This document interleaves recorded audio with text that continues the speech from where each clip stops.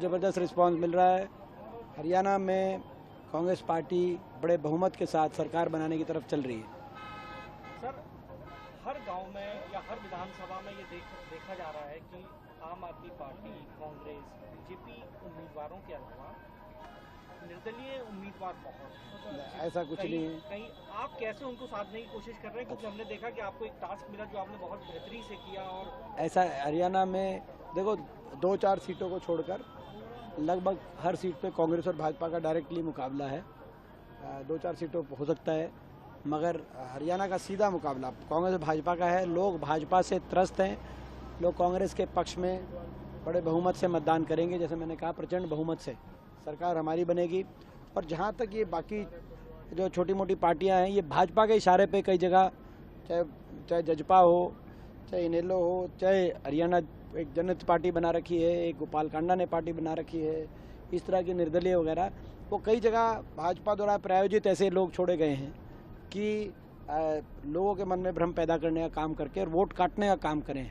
लेकिन लोग इन वोट काटवों की हैसियत को पहचान चुके हैं। लोग ऐसे लोगों से ना भ्रमित होंगे और ना ही कोई इन सभी कैंडिडेट्स का मुकाबला नोटा से होगा और असली मुकाबला कांग्रेस और भाजपा में है। सर, हमने देखा पिछले कुछ दिन पहले आपने कई उम्मीदवारों का नामांकन वापस कराया। क्या हम आगामी दिनों में भी इस तरीके से देख सकते हैं कि आप देखिए, कई जगह जो हमारे साथी थे, स्वाभाविक बात है कि एक कैंडिडेट को टिकट मिलती है, मगर बहुत से ऐसे उम्मीदवार रहते हैं जो पार्टी के अंदर जो प्रयासरत रहते हैं टिकट के लिए, तो एक स्वाभाविक से उन रूप से निराशा हो जाती है, भावुकता भी हो जाती है।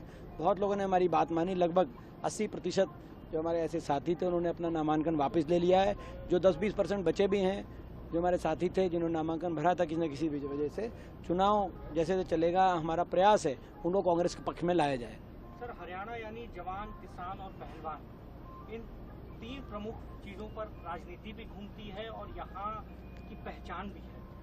कांग्रेस पार्टी चुनाव के बाद इन तीनों, देखिए, ये प्रदेश आपने सही कहा, जय जवान, जय किसान, जय पहलवान, जय संविधान का प्रदेश है।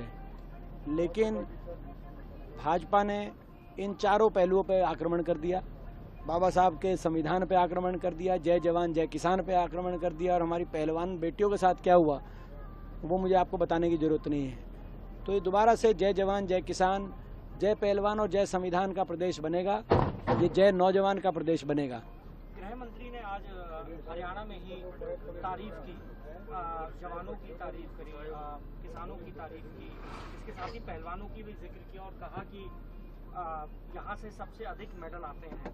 आपको लगता है कि उनका ये बयान उन लोगों तक पहुँचेगा और कहीं ना कहीं बीजेपी के लिए वोट करेगा, या सिर्फ ये बयानबाजी है? देखिए, ये 10 साल क्या किया लोगों ने देख चुके हैं। इस सरकार ने हमारे किसान का अपमान करने में कोई कसर नहीं छोड़ी। 750 किसानों की जान की कुर्बानी लेने वाली सरकार ये साबित हुई। इस सरकार ने जवानों की का अपमान करने में कोई कसर नहीं छोड़ी। अग्निपथ योजना, अग्निवीर योजना लेके आने वाली सरकार, कच्ची फौज की भर्ती करने वाली सरकार साबित हुई। इस सरकार ने पहलवान की कोई का मान सम्मान ध्वस्त करने का काम किया। हमारे खिलाड़ी बेटियों को जिस तरीके से जंतर मंतर पे दिल्ली की सड़कों पे घसीटने का काम किया गया, और इस सरकार ने संविधान, बाबा साहब भीमराव अम्बेडकर जी के संविधान को अगर ध्वस्त करने का काम कहीं हुआ तो हरियाणा में हुआ।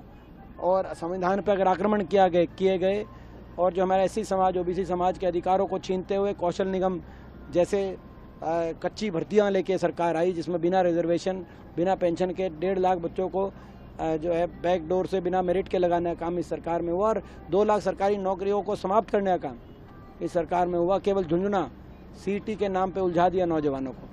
तो आज हर वर्ग इस सरकार से दुखी है और हमें पूरा विश्वास है कांग्रेस पार्टी को साथ मिलेगा। न्यूज नेशन अब व्हाट्सएप पर खबरों के ताजा अपडेट के लिए न्यूज नेशन के इस QR कोड को स्कैन करें।